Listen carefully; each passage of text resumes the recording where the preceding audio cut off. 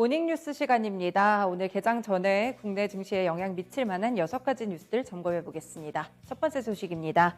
네, 정부는 어제 오전 9시 남북 공동연락사무소에 게시통화가 이뤄지면서 남북통신연락선이 복원됐다고 밝혔습니다. 이 남북의 통신연락선이 복원된 것은 지난 8월 10일 북한이 한미연합훈련을 문제 삼아서 통신선을 단절한 지 55일 만인데요. 북한이 연락선을 복원하면서 다만 이 중대 과제들을 해결하기 위해서 적극적으로 노력해야 할 것이라는 의미심장한 멘트를 함께 남겼습니다. 네, 두 번째 소식 살펴보시겠습니다. 방역당국이 글로벌 제약사 머크의 경구용 코로나19 치료제의 선구매를 협의 중이라고 밝혔습니다. 머크는 몰루피라비르라는 명칭의 치료제의 긴급 사용 승인을 FDA에 신청할 예정인데요.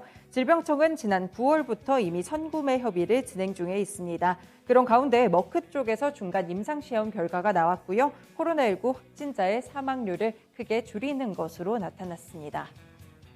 세 번째 소식 보시겠습니다. 삼성전자 이번 주에 3분기 잠정 실적을 발표할 예정인데요. 단독 보도가 한 발 앞서서 나왔습니다. 삼성전자가 창사 이래 최대이자 국내 단일 기업으로는 처음으로 분기 매출 70조 원 시대를 열었다는 보도가 나왔습니다. 한 매체의 취재 결과 삼성전자가 자체 집계한 올해 3분기 매출액은 73조 1천억 원이고 영업이익은 15조 6천억 원인 것으로 나타났는데요. 이 분기 매출 70조 원을 돌파한 것은 이번이 처음이라는 평가가 나오고요. 특히나 반도체와 휴대폰 두 가지가 캐시카우를 견인하면서 어닝 서프라이즈 실적을 냈다는 평가입니다. 다만 확실한 수치는 단독 보도기 때문에 추가적으로 공시를 통해서 확인할 필요가 있습니다.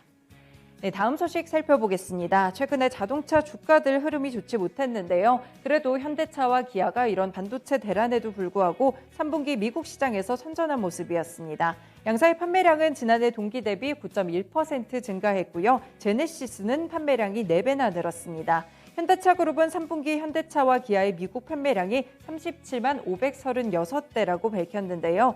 현대차는 3분기 제네시스를 포함해서 19만 3,522대를 판매하면서 지난해 동기 대비 10.9% 판매량이 늘었습니다. 9월 한 달만 보면 5만 8,667대로 지난해 동월 대비 4.9% 증가했고요. 기아 역시나 3분기 17만 7,014대로 지난해 같은 기간과 비교했을 때 7.3% 증가했습니다. 9월 한 달 판매량은 5만 2,906대로 지난해 동월 대비 4.7% 감소했습니다. 3분기 미국 시장에서는 현대차 그룹과 토요타를 제외하고 대다수의 완성차 기업이 차량용 반도체 부품 부족 영향으로 실적이 감소한 것으로 나타나고 있습니다. 다음 소식 살펴보시겠습니다.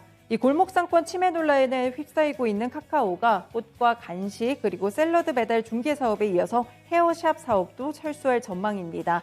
이 국회와 업계 쪽에 따르면 카카오는 미용실 예약 서비스 카카오 헤어샵을 이 추가적인 골목 상권 논란 사업 철수 계획을 국회의원들에게 전달하고 있는 것으로 알려지고 있는데요.